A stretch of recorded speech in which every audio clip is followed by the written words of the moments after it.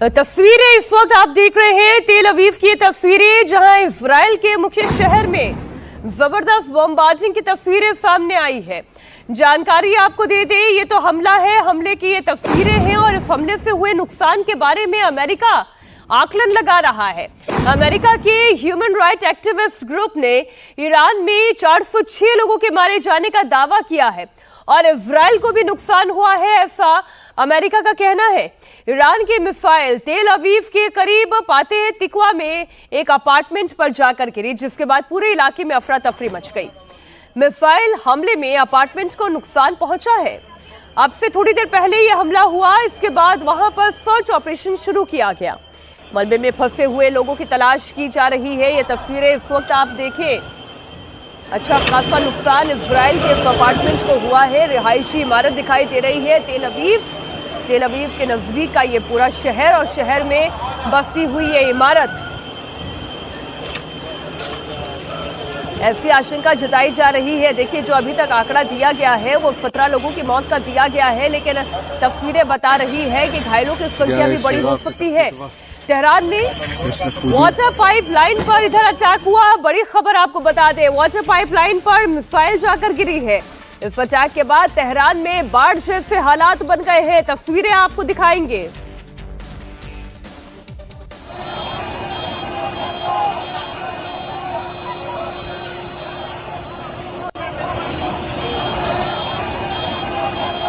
ये शहर की बड़ी पाइपलाइन है और इस पाइपलाइन से पानी का फ्लो किन किन जगहों तक होता होगा, आप केवल एक सिविल इंफ्रास्ट्रक्चर के लिहाज से इस बात का अंदाजा लगाकर देखें, क्योंकि जो पानी का फ्लो है वो ये बताने के लिए काफी अच्छी खासी तबाही लेकर आया है। ये बाढ़ जैसे हालात बन गए हैं। पाइपलाइन पर जैसे ही अटैक हुआ, उसका रिपरकशन क्या है वो शहर में दिखाई दे रहा है। इजराइल से इधर एक बड़ी खबर, ईरान ने इजराइल के हाइफा को निशाना बनाया है। हाइफा पर बैलिस्टिक मिसाइल से हमला किया गया है। ईरान ने हाइफा में इजराइल के पावर प्लांट और ऑयल रिफाइनरी को टारगेट किया। ईरान के मिसाइल हमले में हाइफा की ऑयल रिफाइनरी और पावर प्लांट को जबरदस्त नुकसान पहुंचा है। फुल स्क्रीन तस्वीरें अब आपके सामने रखते हैं। ईरान के हमले के बाद हाइफा के पावर प्लांट में जबरदस्त आग लगी है। हर तरफ अफरा तफरी का माहौल है।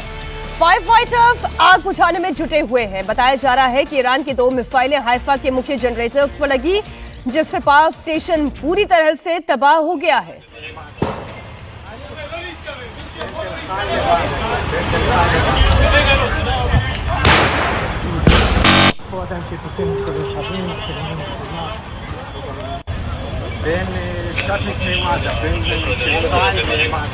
Вот там крепко, я думаю, там всю шхуну в хлам стекла. Там что-то упало? Да, снаряд туда прилетел. Бомба туда прилетела. Не, какой-то... Вот там крепко, я думаю, там всю шхуну в хлам стекла. Там что-то упало?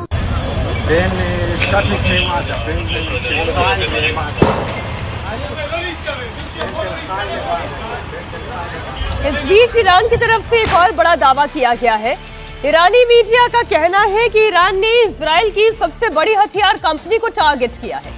ईरान की मिसाइल सीधे इजरायली हथियार कंपनी राफेल के मेन प्लांट पर लगी है, जिससे वो पूरी तरह से तबाह हो गया है, बर्बाद हो गया है। ये ईरान का दावा है।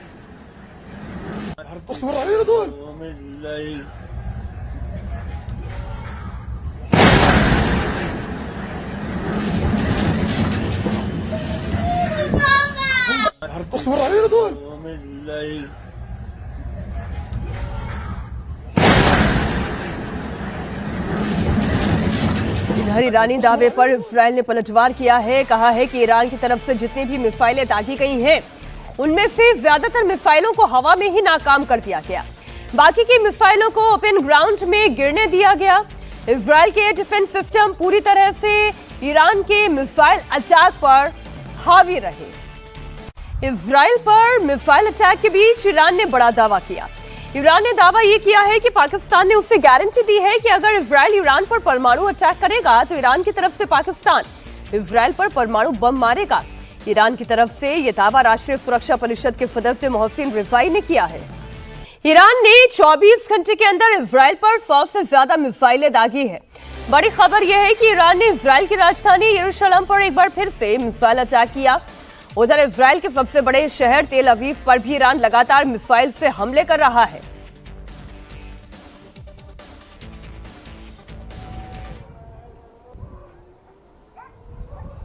यरूशलेम के ऊपर उड़ती हुई मिसाइलें इस वक्त आप देख रहे हैं।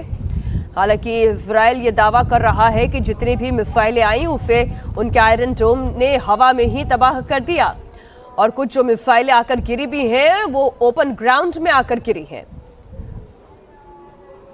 ईरान की तरफ से इजराइल पर भयंकर बमबारी की जा रही है और इसी बीच ईरान ने इजराइल के नागरिकों को धमकी दी है।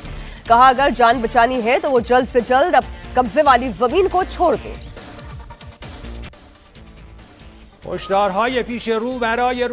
आपके आने वाले दिनों के लिए ये चेतावनियां हैं। कब्जे वाली भूमि छोड़ दें, क्योंकि निश्चित रूप से वे भविष्य में आपके लिए रहने योग्य नहीं होंगी। इसमें कोई संदेह नहीं है कि बहादुर ईरानी लड़ाकों की विनाशकारी प्रतिक्रिया का दायरा सभी कब्जे वाले क्षेत्रों को शामिल करेगा।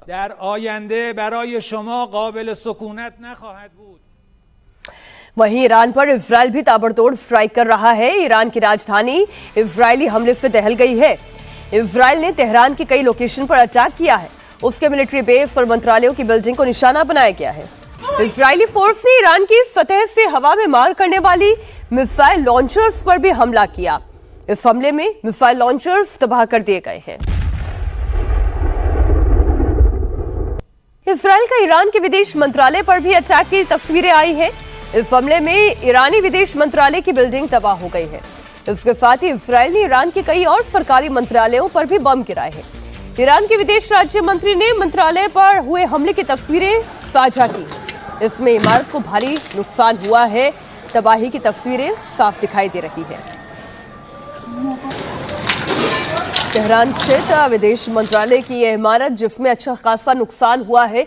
इधर इजराइल के हमले में ईरान के रक्षा मंत्रालय पर भी बमबारी की तस्वीरें सामने आई।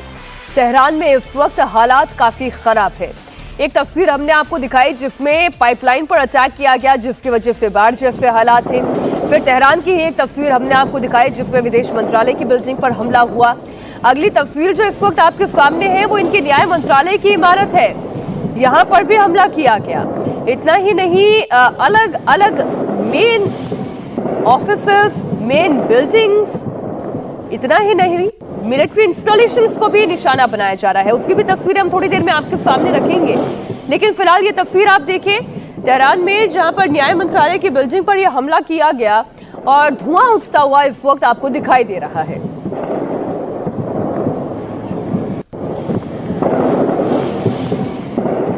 इजराइल का नेवी हेडक्वार्टर पर भी अटैक हुआ है। तेहरान में ईरानी नेवी हेडक्वार्टर तबाह कर दिया गया है। पूरी ईरान की सरकार इस वक्त इजराइल के हमले के केंद्र में है। ये एक ऐसी जंग है, इजराइल ये जानता है कि ईरान अपने आप को परमाणु संपन्न देश बनाने के लिए लगातार प्रयासरत है, और अगर ऐसा होता है तो सबसे बड़ा और सबसे पहला खतरा इजराइल के लिए ही पैदा होगा। और जब अस्तित्व पर संकट मंडराता है तब हमला और भीषण हो जाता है। और यही वजह है कि इजराइल की तरफ से ईरान पर एक के बाद एक भयंकर अटैक किए जा रहे हैं। न सिर्फ उनके इंपॉर्टेंट इंस्टीट्यूशंस पर अटैक है, बल्कि साथ ही साथ मिलिट्री इंस्टॉलेशंस पर भी अटैक है। नेवी हेडक्वार्टर की तस्वीरें आप देख रहे हैं जिस पर अटैक किया गया। धुएं का गुबार यहां से उठता हुआ दिखाई दे रहा है।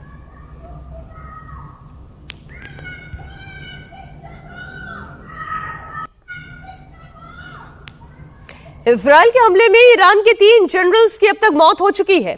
आईआरजीसी के खुफिया प्रमुख जनरल काजेमी मारे गए हैं। आईआरजीसी के डेप्यूटी खुफिया हेड की भी हमले में जान चली गई है।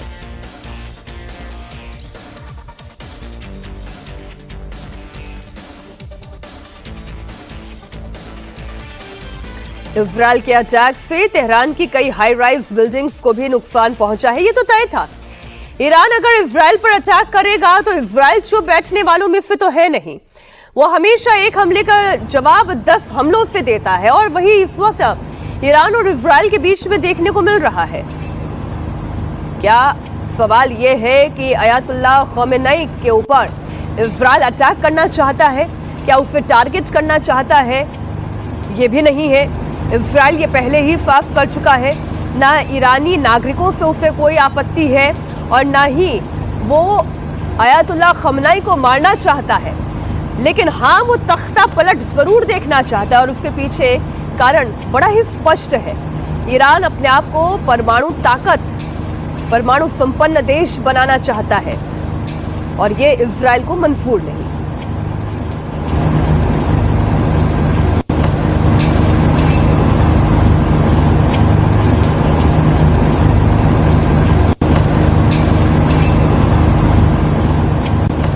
अब एक तस्वीर आपको ईरान के मशहद एयरपोर्ट की भी दिखाती हूँ। ईरान का मशहद एयरपोर्ट जहां पर इजराइल ने अटैक किया, ये जगह इजराइल की सीमा से 2300 किलोमीटर की दूरी पर है। इजराइल ने मशहद एयरपोर्ट को भी तबाह कर दिया है।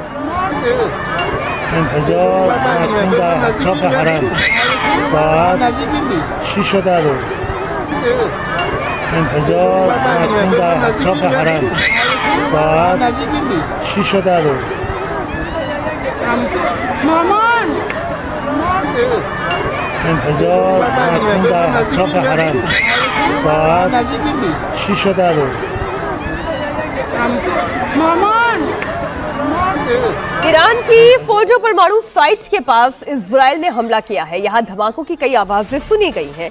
इस बीच इजराइल के प्रधानमंत्री बेंजामिन नेतन्याहू ने बहुत बड़ा बयान दिया। नेतन्याहू ने कहा कि तेहरान जल रहा है, तेहरान के ऊपर हमारे जाबाज पायलट मौजूद हैं। नेतन्याहू ने अपने ताज़ा बयान में कहा कि इजराइल ईरान के आम लोगों को निशाना नहीं बना रहा है।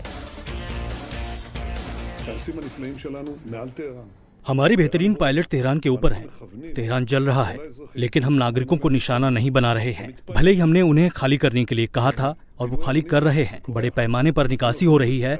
आप इसके बारे में नहीं सुनते क्योंकि ईरानी इसे छिपा रहे हैं, लेकिन यही हो रहा है। लेकिन वो इसके उल्टा तमरा, तेल अवीव, रिशोन लेजियन, रेहवोट, हर जगह हमारे नागरिकों पर हमला करते हैं, बमबारी करते हैं। बेशक हम अलग तरीके से काम करते हैं। ईरान की फोर्डो परमाणु साइट के पास इजराइल के हमले के बाद सोमवार सुबह जोरदार धमाके हुए। ईरानी शहर कोम के बाहर फोर्डो न्यूक्लियर फैसिलिटी पर कई जोरदार धमाकों की आवाजें सुनी गई हैं। जो बात नेतन्याहू ने कही वो इजराइल में साफ दिखाई दे रही है। ईरान की राजधानी तेहरान जल रहा है। जगह जगह इजराइल की मिसाइल भीषण तबाही मचा रही है। पहले इजराइल ने रात को हमले किए थे, लेकिन अब तेहरान पर 24 घंटे बम बरस रहे हैं। इजराइल के फाइटर प्लेन दिन में भी तेहरान में बम गिरा रहे हैं।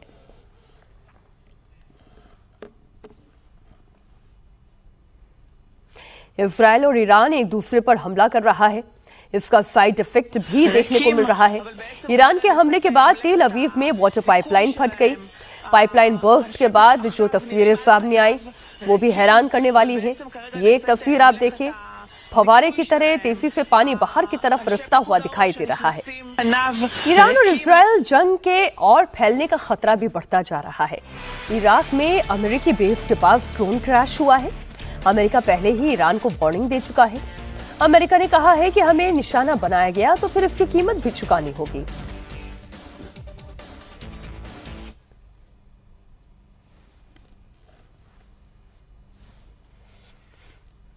अमेरिकी बेस के पास जो ड्रोन क्रैश हुआ है उसी की तस्वीरें इस वक्त आप देख रहे हैं। ईरान और इजराइल के बीच लगातार चल रही ये लड़ाई अब चौथे दिन में आ गई है। इजराइल ने रविवार रात की अगर बात करें तो ईरान के विदेश मंत्रालय पर हमला किया, उनकी न्याय मंत्रालय की बिल्डिंग पर हमला किया, उनके नेवी के हेडक्वार्टर पर हमला किया। जानकारी के मुताबिक ईरान को इसमें अच्छा खासा नुकसान पहुंचा है। ईरान के स्वास्थ्य मंत्रालय की तरफ से जानकारी ये साझा की गई है कि इजरायली हमलों में अब तक 224 लोग मारे जा चुके हैं, जबकि 1277 से ज्यादा लोग घायल हुए हैं।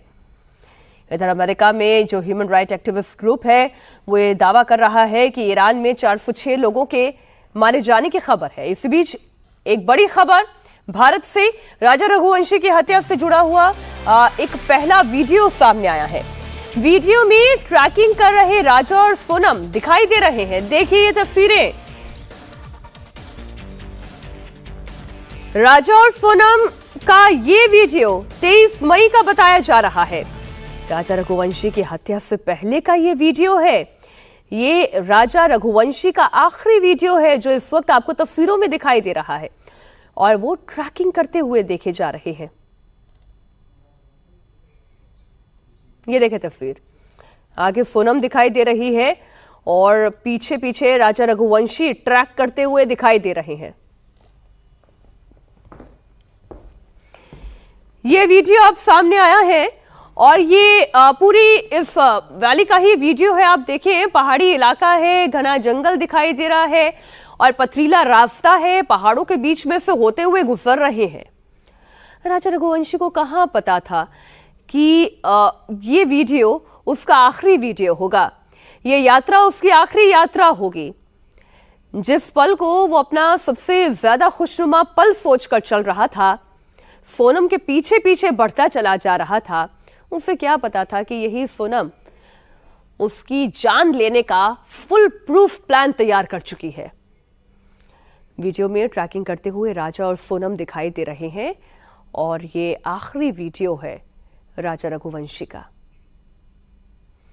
इस वीडियो को देखकर ऐसा लग रहा है कि उसी रोड पर ट्रैक कर रहे किसी दूसरे व्यक्ति के द्वारा ये वीडियो बना है। इस वक्त राजा रघुवंशी को इंसाफ दिलाने की मांग हर तरफ से उठ रही है, श्रद्धांजलि दी जा रही है और राजा भैया को न्याय दो, ये तो मांग है ही, साथ ही उसके कातिलों को फांसी दो, ये मांग भी उठाई जा रही है। राजा रघुवंशी की आज 13वीं है और 13वीं से पहले राजा रघुवंशी के भाई ने सोनम पर राजा की नर बलि देने का आरोप लगाया है। राजा रघुवंशी के भाई का कहना है कि अपने पिता की बीमारी को ठीक करने के लिए सोनम ने राजा की जान ले ली। क्या आपको लगता है, जिस तरीके से ज्योतिष ने बताया है, पहले भी बताया था उन्होंने सोनम मतलब जो है लड़की जिंदा होगी, वो निकली और उन्होंने बताया था 8-10 लोग शामिल हो सकते हैं। हाँ देखो सर, 8-10 हो सकते हैं और जैसे उस लड़की ने एक्सेप्ट कर लिया कि हमने मारा है, पुलिस ने एक्सेप्ट कर लिया इनने मारा है, लड़कों ने बोल दिया, जब मार पड़ती है तो सब भले इसने मारा नहीं, वो भी डर के मारे बोल सकता है उसकी गिनती, लेकिन मारा क्यों? पहले शब्द मेरा वो है कि मारा क्यों, उसको पूछा जाए कि मारना, मार के एक्सेप्ट करना बड़ी बात नहीं है, लेकिन मारा क्यों, किस कारण, क्या थी ते मांग, क्या थी? तो बलि देना था कि क्या करना, जो तांत्रिक की बातें आ रही है, बलि देना था कि बलि देके और उसके पिताजी को बचाना था उसको। तो दिवाली को महाकाल भी गई थी, जिसकी एक तस्वीर आ रही है जिसमें वो बीच में आपने देखा होगा राज भी खड़ा हुआ है। सर आपने एक चीज़ नोट की, इंस्टाग्राम पे मैंने बहुत सारे फोटो भी देखे हैं, उसमें देखा कि आपने उसके जो इम्पायर 8 आगे खड़े तो दोनों हमेशा साथ साथ आ रहा है जी, हर फोटो में। हाँ, ये हर चीज़ में आज साथ साथ आ रहा है, मतलब उनके साथ उनके जो लोग काम करते हैं, लेकिन वो सब आगे हैं तो ये दोनों आस पास ही हैं। तो ये भी नोट करने को मजबूर है कि है तो उनका बहुत गहरा प्यार है क्या। सुहानी ने ये बताया था, राज की बहन ने, कि 26 अप्रैल से लेके 30 मई तक वो लोग बाहर थे। तो वही तो कि सर राज की आप सोचो ना कि उसमें हिम्मत कितनी है और कितनी डेयरिंग है राज के अंदर भी और सोनम के अंदर भी। उनकी ऐसी क्या प्लानिंग थी, इनने जो पैसा छुपा के यहाँ से जाने के लिए रखा भी होगा कि वहाँ जाएंगे वहाँ जाएंगे वहाँ जाएंगे, तो इनके पास पैसा भी सब बहुत कुछ होगा जो इन्हें इतनी बड़ी प्लानिंग करके चले होंगे। इन्हें कितने लोगों का पैसा लूट के बैठे होंगे, भरोसा नहीं है। पूनम को लेके आएंगे तो आप मिलना चाहेंगे? सर क्यों नहीं मिलना चाहेंगे, मिलाएंगे ना, पूछेंगे ना। मेरी माँ बाबा पूछती कि बेटा उसको मारा क्यों, ये तो पूछो। तो मेरे को 2 दिन से लगा था कि पूछूं मैं कि मारा क्यों, तो पसंद नहीं था, नहीं मारती छोड़ देती, क्यों मारा, इसके पीछे इससे बड़ी बात क्या थी? कि तो पापा को बचाना चाहती थी कि 60 से पापा को अटैक आया है, किसी ने बोल दिया तांत्रिक मानते जी बाबा बात नहीं कर रही है, क्या पता उनने बोला उसको कि 30 साल का लड़का मर जाएगा पापा, तुम बच जाओगे। ये थे हमारे साथ राजा रघुवंशी के भाई, जिनका साफ तौर पर कहना है कि उन्हें पूरा शक है कि ये जो हत्या है ये कहीं ना कहीं इसके पीछे बलि भी हो सकती है। अपने पिता को, 60 साल के पिता जो लगातार बीमार रह रहे थे, उनको वापस से अच्छी लाइफ देने के लिए। और इस वक्त मेरे सहयोगी अनुराग अमिताभ इंदौर से लाइव जुड़ गए हैं। अनुराग, अभी तक बहुत सारे और इसके अंदर पूरी कहानी में मर्डर मिस्ट्री में ट्विस्ट एंड टर्न्स हमने देखे हैं, बट ये तो बिल्कुल एक नया एंगल लेकर आए हैं राजा रघुवंशी के भाई कि अपने पिता को बचाने के लिए उसने नरबली दी है।